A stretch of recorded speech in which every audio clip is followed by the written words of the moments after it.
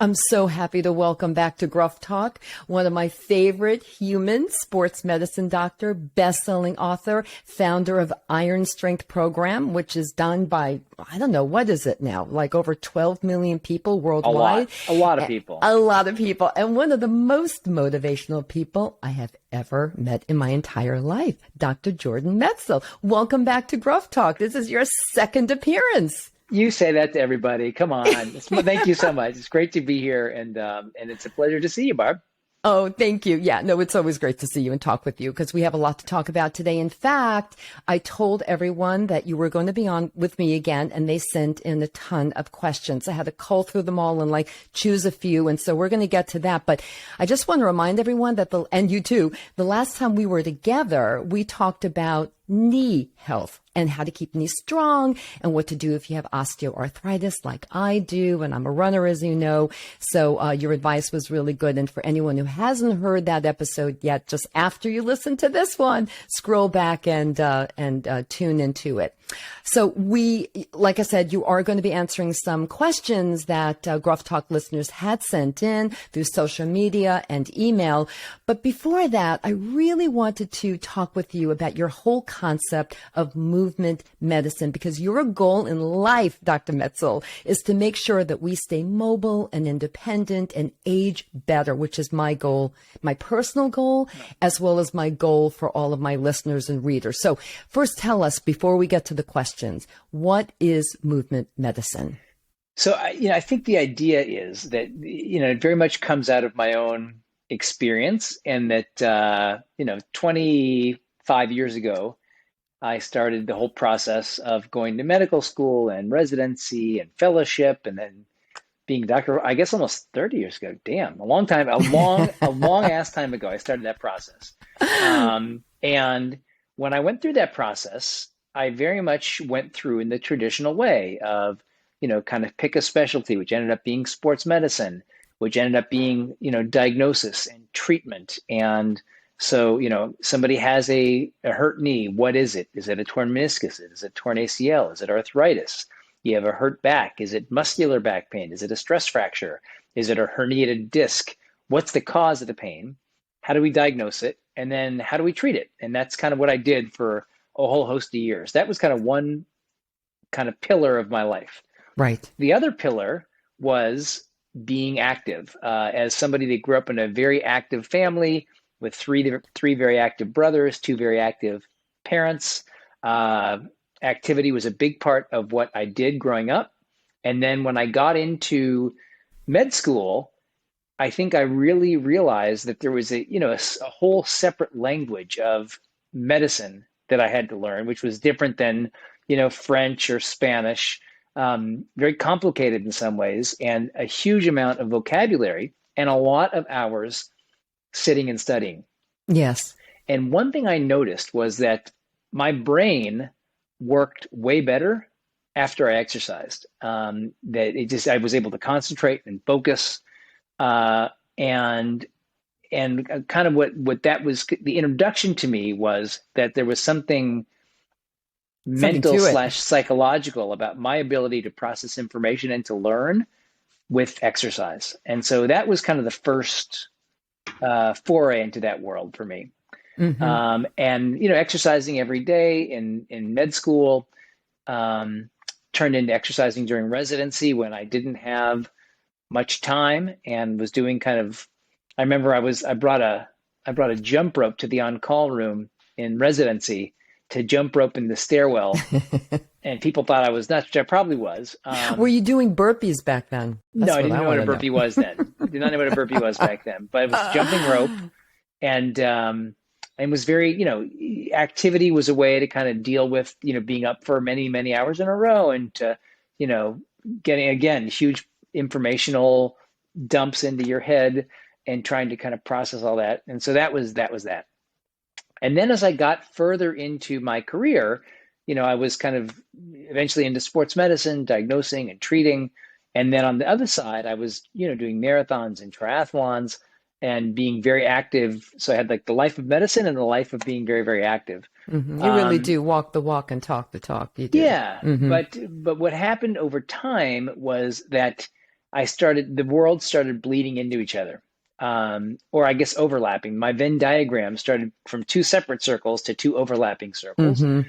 And then I recognized that for myself, my brain worked better, I felt better, I was better able to do my activities. And then eventually my knees hurt less, my back hurt less when I did exercise and I did strengthening exercise. And so I kind of over time have kind of melded these two worlds together of not only still very much being a doctor and sports medicine doctor, but also prescribing exercise and figuring out the most effective ways to do that. And then about 9 years ago now, we started one of the country's first seminars for medical students at Cornell called Prescribing the Medicine of Exercise, which went about teaching med students how to prescribe exercise to their patients in the future. And that's brilliant. And by the way, I'm sure you would agree, not enough doctors do that. Well, when we looked through the curriculum to try and figure out how to put it together, there was essentially no curriculum. So we kind of made it up on our own, and we still do largely because there's not a uniform curriculum, which is frustrating because, this is one of the things that affects every patient that you will see for your entire life is how do you get them moving? And the reason and the that's science important, is there. I mean, since then, the science has really evolved to support that's exactly that. what I was going to say, which is that, it goes beyond how do you get the tightest buns from bar class or the best abs from, a boot camp class. The question is, what's the medicinal value of exercise? And so this concept of movement reaches across the entire spectrum of the human condition from, your brain, anxiety, depression, sleep, memory, concentration ability, some of the things I found early on, mood, depression, anxiety, yes. Weight management, weight loss, cardiovascular disease, heart disease, hypertension, diabetes, hypercholesterolemia, hyperlipidemia, bone health, to bones, to arthritis, to osteoporosis, to 13 types of cancer, which are now linked to regular activity, meaning if you exercise regularly, you're less likely to develop these types of phenomena. Obviously obesity, diabetes I mentioned. So, really is this kind of all-encompassing concept that movement is not only a great thing to do and, whomever you are, but that it's a very effective drug. It works for every single person that takes it anywhere around the world. It's free. It's 100% efficacious and has zero side effects. And if you list any drug, like you don't have to have the thing at the end. Like if you take this drug, you can expect double vision and urination and a rash and your, leg will fall off. It's like literally it works. It has no side effects and everybody can do it. So to me, I feel like I spent a lot of effort to try and kind of play catch up on this and to get other people to see this similarly. And that's kind of where it comes from. And it's also, a long answer, but that's the answer. and it's a great answer, and you're a real champion when it comes to convincing and motivating people to move more in their lives. And also, the issue too, though, is there are people, and we will be getting to some of those questions in a minute. There are people who are, especially as they get older and enter midlife and beyond, that they're maybe worried or nervous about moving more or moving in new ways because they do have some aches and pains that they did, maybe even an injury that they didn't have when they were younger. So it might even be causing them to stop moving or slowing down their moving. And I think that that's like everything you're saying is really counter to all of that. And that's something I really want to make sure that our listeners understand. There are safe ways to move your body depending upon what your particular issue is. So, for example, let's get to one of those questions. This one comes from Patricia, who sent in this question. I had a total hip replacement over a year ago and still have a lot of pain in the whole area, in my hip area, my buttock area. Any recommendations for treatment or what's the best exercise or exercises to help reduce the pain and discomfort that I feel? So, the first thing to say is that pain generally happens for a reason. The whole idea of pain as weakness leaving the body is true in some small subset of issues, but generally speaking, pain happens for a reason. And so I spend a large part of what I do during the day trying to figure out why somebody may or may not be having pain. So if it's hip pain or back pain or knee pain, what's causing the pain? And so that starts with a description of the kind of pain somebody's having. Is it pain all the time? Is it pain at nighttime, pain at daytime, pain with walking, pain with rest? Does it shoot down their leg? I get a description of the pain, which always helps me to try and figure out, even from somebody's story, what they're telling me. And all of a sudden, different things come to my mind based on what somebody's pain description is. Now, so with Patricia, she's talking about having had a hip replacement a year ago and having pain all the time.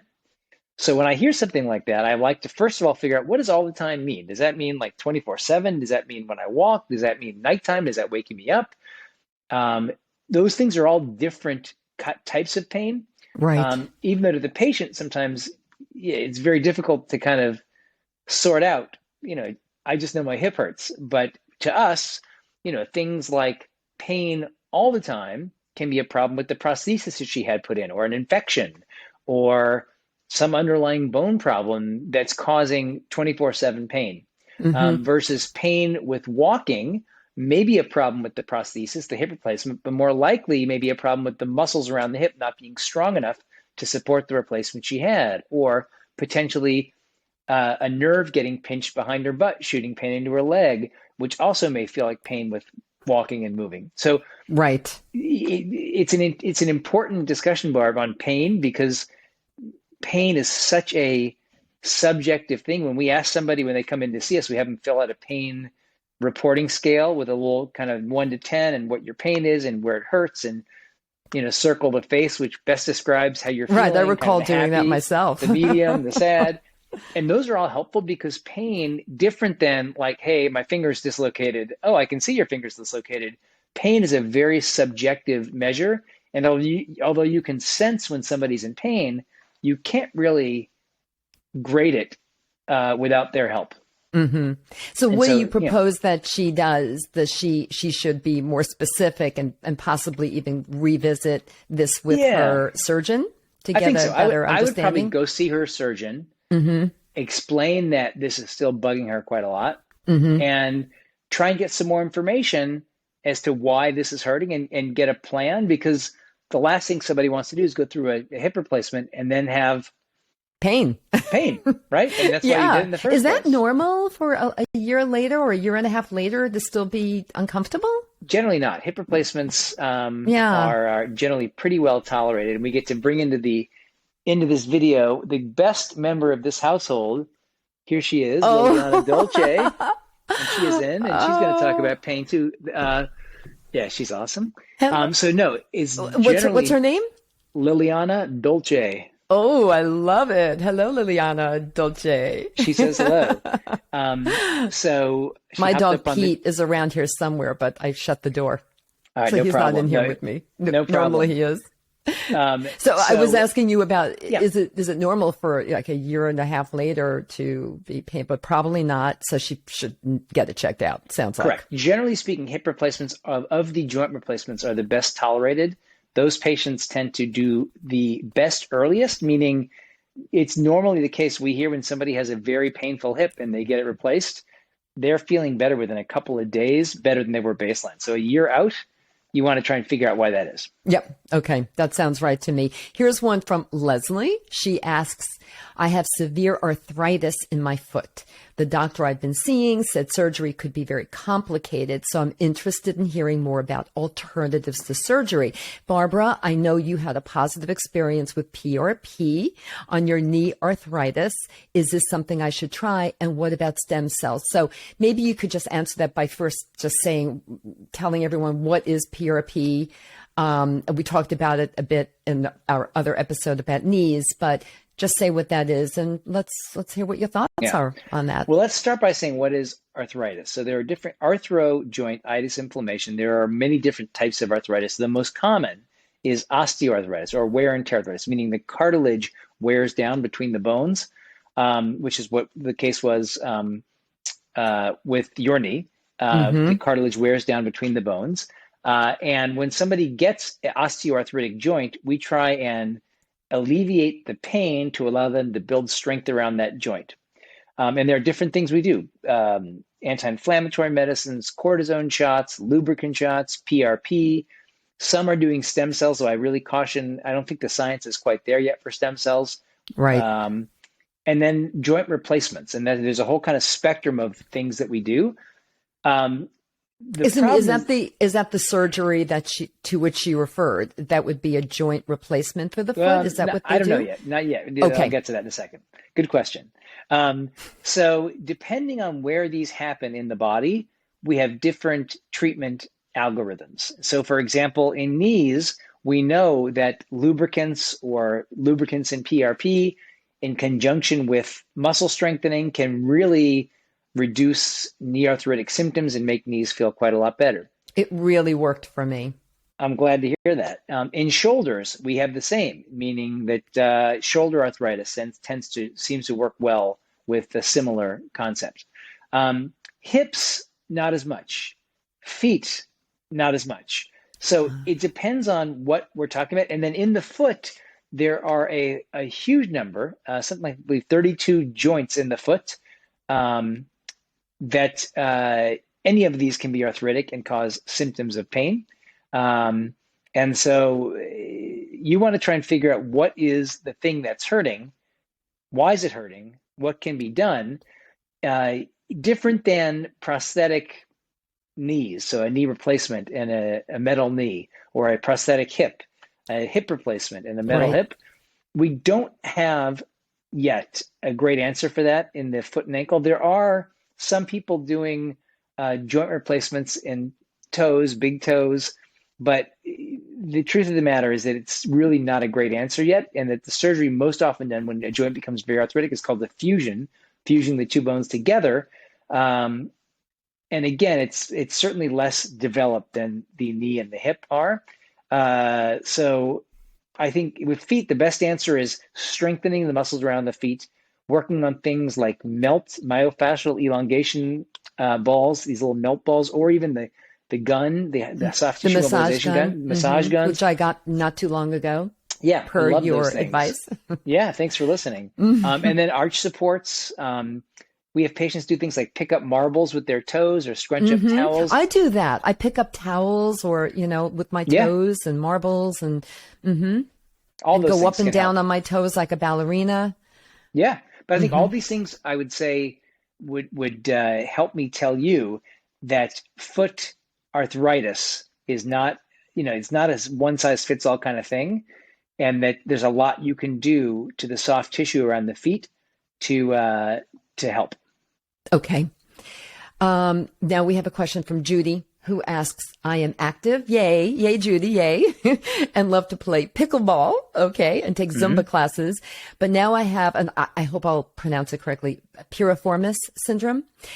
Can Dr. Metzl share suggestions on how to manage the pain and possibly cure it, if that's possible? Dr. Metzl, first tell us, what is piriformis syndrome? All right, good. So the piriformis muscle is one of the muscles in the back of your hip, in your butt. So you have the gluteal muscles, and underneath those muscles are a host of smaller muscles, one of which is the piriformis, and the piriformis gains its notoriety because the sciatic nerve out of the spine runs through the piriformis muscle.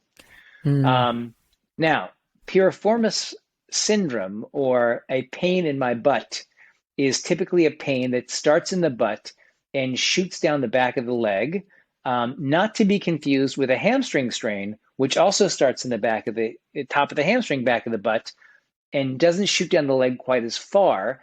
The difference between these two is that the piriformis pain is a nerve pain. The hamstring pain is a tendon pain, where the tendon is pulling on the bone at the top of the butt called the ischial tuberosity. Now, the first thing I would say is that there are some people that have piriformis syndrome, meaning that the muscle in the butt is not strong enough. It's squeezing on the nerve, and that shoots some pain down the back of the leg. However, the vast majority of people that think they have piriformis syndrome actually have a problem in their spine, like a herniated disc or stenosis, shooting pain into their butt, into their back of the leg, and they think it's their butt, that it's actually their back that's causing the problem. So my word of caution here is make sure you have the right diagnosis, because we treat these very differently. The piriformis syndrome is treated with good butt strengthening, glute strengthening exercises. The problem, sciatic pain coming out of the back, is generally treated with back exercises, sometimes epidural injections. There's a whole different paradigm for treating the back problem compared to treating the butt problem. So you got to figure out, are you a back, or are you a butt, and go from there.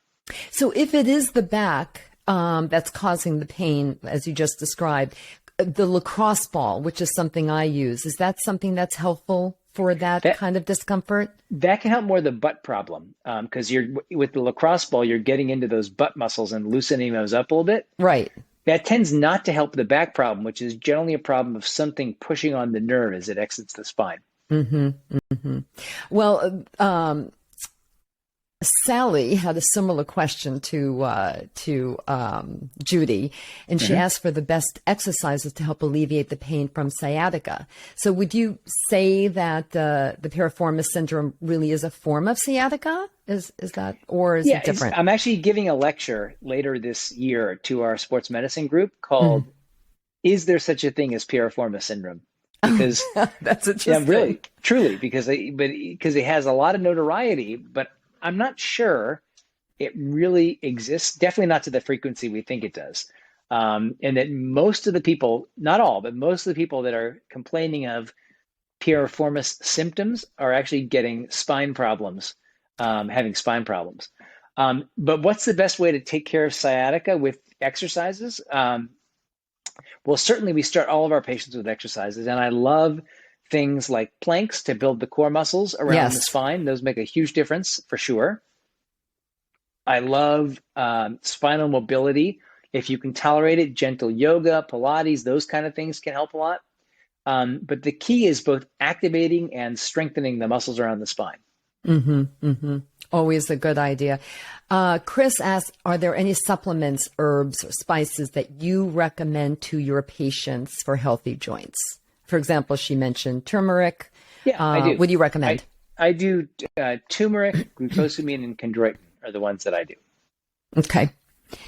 And Kathy writes, 3 months ago, I had a quadruple bypass surgery. She's doing very well, I understand.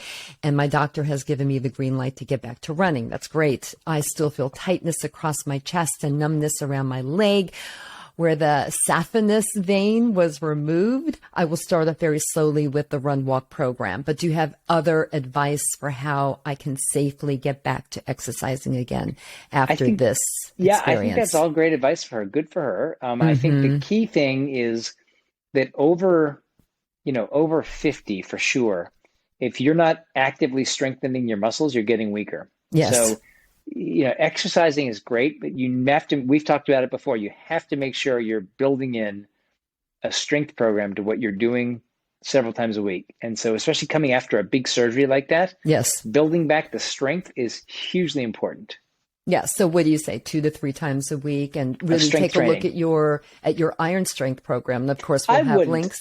Or is that too much? It's too much to start. I would start with like a trainer at the gym or something. Even a cardiac rehab trainer at the cardiac facility she's at, to start building back some strength to start with. Okay. Very good. And we have time for one more question. This one is from me, Dr. Metzl. I do have pain in my lower back. It's from diagnosed many years ago, degenerative disc disease. And I do find that I get stiff, like when I wake up in the morning, or if I've been sitting for too long. And when I start to move again, again, movement medicine, right? It really does feel better. But specifically, because I know this is an issue that many, many people in midlife and beyond have, what are the best exercises for me and for others who have lower back pain? I know you mentioned the plank, which I love. Degenerative disc disease means that you're losing the space between the bones in your spine. You're getting arthritis between the bones in your spine that are normally separated by intervertebral discs, which are kind of plates of cartilage that separate the bones. When those plates wear down, the bones can start to grind, causing degenerative disc disease, or DDD of the spine, as we say.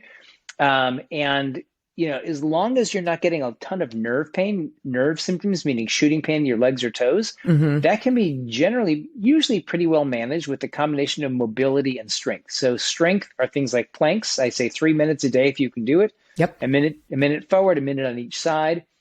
And then movement are things such as, yoga is a great thing to do.